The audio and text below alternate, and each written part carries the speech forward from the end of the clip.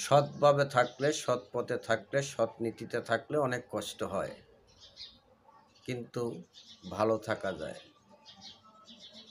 তাই অসৎভাবে চলো না, অসৎ কোনো কাজ করো না এবং কোনো অপরাধ কাজের সাথে নিজেকে জড়িয়ে ফেলেও না।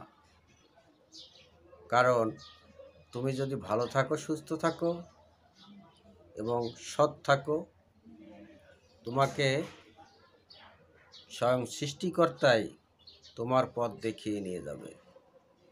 তাই সবাইকে বলবো যে সৎ পথে থাকো, সৎ নীতিতে থাকো, সৎ পথে থাকো, সৎভাবে জীবন যাপন করো। একটু কষ্ট হবে, তো কষ্ট হলেও ঈশ্বরের কাছে তুমি ভালো থাকবা। আজকে মরলে কালকে 2 দিন, কেউ জিগাবে না। তুমি যতই করো বাড়ি গাড়ি, যতই সম্পদ করো, অট্টালিকার পাহাড় গড়ো, কোনো কাজ হবে না। আজকে মরে গেলে কালকে তোমাকে কেউ মনে রাখবে না। তোমার সম্পদ সব ভাগাভাগি হয়ে যাবে। তুমি যে এত কষ্ট করে তুমি সম্পদ তৈরি করে থুয়ে গেছো, সেই সম্পদগুলো কি হচ্ছে, কে খাচ্ছে, কোন পথে যাচ্ছে, তুমি কি একবারও ভাবছো? তা ভাবো নাই।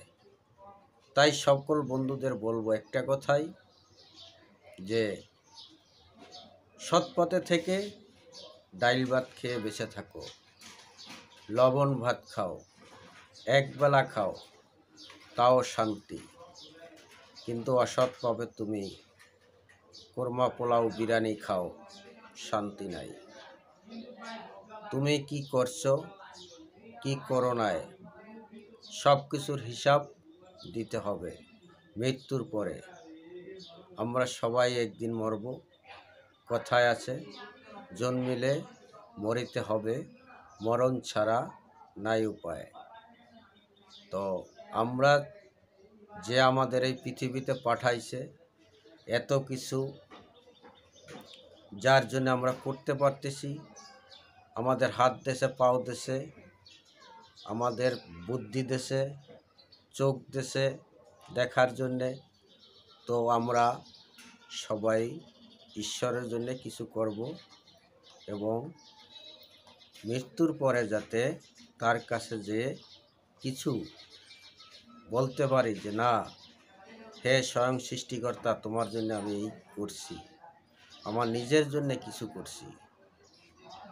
তাই সবাইকে বলবো, সৎ পথে থাকো, সৎ নীতিতে থাকো, সৎভাবে জীবন যাপন করো। বন্ধুরা, আমার ভিডিওটি একটু লং, যদি আপনাদের ভালো লাগে কমেন্টস করে জানাবেন এবং ভিডিওটি শেয়ার করে অন্যদের দেখার সুযোগ করে দেবেন। আমার ফেসবুক পেজটি ফলো দিয়ে পাশে থাকবেন। সবাইকে ধন্যবাদ। সবার সুস্বাস্থ্য কামনা করি, দীর্ঘ আয়ু কামনা করি এবং সবাই সফলতা অর্জন করেন, এই প্রত্যাশা রেখে আমি এখনকার মতন বিদায় নিচ্ছি। আবার অন্য কোনো ভিডিওতে দেখা হবে, কথা হবে। সে তো আমার সবাই সুস্থ থাকবেন, ভালো থাকবেন, সবার জন্য শুভকামনা রইল।